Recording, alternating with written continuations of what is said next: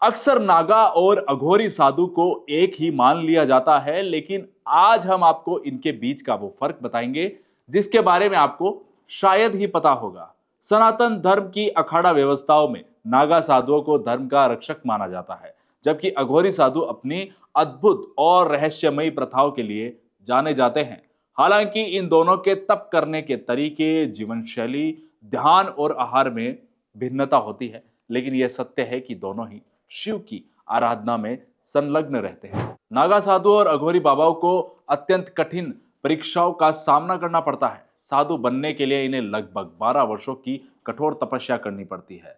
अघोरी बाबा शमशान में साधना करते हैं और उन्हें वर्षों तक वही समय बिताना पड़ता है। नागा शब्द की उत्पत्ति के संबंध में कुछ विद्वान का मानना है कि यह संस्कृत के जो नागा शब्द है उससे आया है, जिसका अर्थ होता है पहाड़।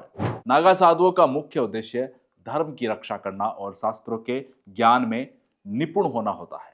वे अखाड़ों से जुड़े हुए होते हैं और समाज की सेवा करते हैं, साथ ही धर्म का प्रचार भी करते हैं। ये साधु अपनी कठोर तपस्या और शारीरिक शक्ति के लिए जाने जाते हैं। नागा साधु अपने शरीर पर हवन की बबूत लगाते हैं। नागा साधु धर्म और समाज के लिए काम भी करते हैं। नागा साधु जिस बबूत को शरीर पर लगाते हैं वो लंबी प्रक्रिया के बाद तैयार होता है। हवन कुंड में पीपल, पाखड़, रसाल, बेलपत्र, केला व गऊ के गोबर को भस्म करके वो बनाया जाता है। उसके बाद जो बबूत तैयार होता है वो अपने शरीर पर लगाते हैं।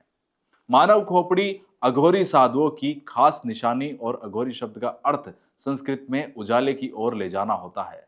अघोरी साधुओं को भगवान शिव का अनन्य भक्त माना जाता है। वह हमेशा अपने साथ एक मानव खोपड़ी रखते हैं जो उनकी भक्ति का प्रतीक होता है। भगवान दत्तात्रेय को अघोरी संतों का गुरु माना जाता है, जिन्हें शिव, विष्णु और ब्रह्मा का अवतार कहा जाता है। ये साधु दुनिया की आम परंपराओं से दूर रहकर जीवन और मृत्यु के रहस्य को समझने में लगे रहते हैं। अघोरी साधु अपने ध्यान में लीन रहते हैं और केवल भगवान शिव की पूजा करते हैं। इन्हें नागा साधुओं की तरह समाज से कुछ ज्यादा लेना देना नहीं होता है।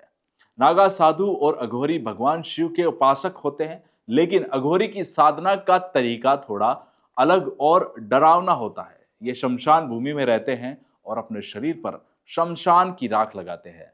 अघोरी बाबा जानवरों की खाल या किसी साधारण कपड़े से शरीर का निचला हिस्सा ढकते हैं। ये कुछ अंतर थे जो नागा साधु और अघोरियों में थे, जो हमने आपको बताए।